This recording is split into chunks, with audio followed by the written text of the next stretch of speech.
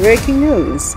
Alemanya sa bansa ng industriya, tuparin ang mga pangako sa klima, tinutukan Berlin. Sa isang pulong sa Petersburg Climate Dialogue sa Berlin, tinawag ng Alemanya ang mga bansa ng industriya na tuparin ang kanilang mga pangako sa klima at huwag bawasan ang pondo para sa mga lumalaking bansa. Sinabi ni Foreign Minister Annalena Baerbock na mahalaga na ang mga bansa sa industrialisasyon ay patuloy na tuparin ang kanilang mga responsibilidad sa pagharap sa mga hamon ng klima.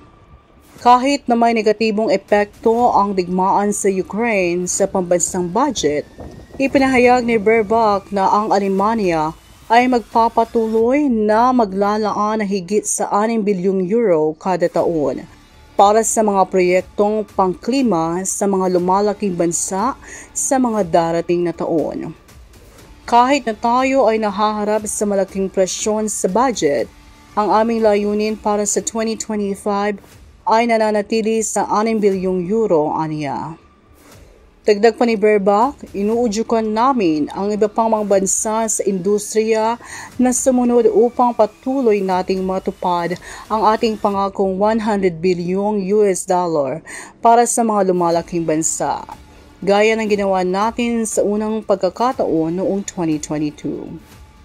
Sinabi rin niya na ang resulta ng nakaraang taon na UN Climate Summit sa Dubai ay isang malaking tagumpay. Binanggit ni Baerbock na halos 200 bansa ang sumang-ayon na lumayo mula sa fossil fuels, triplihin ang kapasidad ng renewable energy at doblehin ang pagpapabuti sa enerhiya. Ang Petersburg Climate Dialogue ay nagdadala kasama ang mga politiko at mga eksperto sa klima mula sa mahigit 40 bansa. Ito ay isinasagawa bago ang inaasahang klima summit ng UN na magaganap sa Baku, Azerbaijan mula Nobyembre 11 hanggang Nobyembre 22. Kilala rin bilang COP29.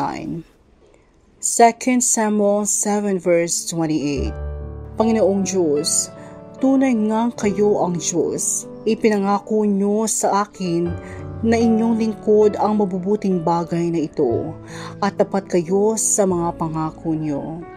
For more contents and news like this, subscribe to our YouTube channel and click the notification bell.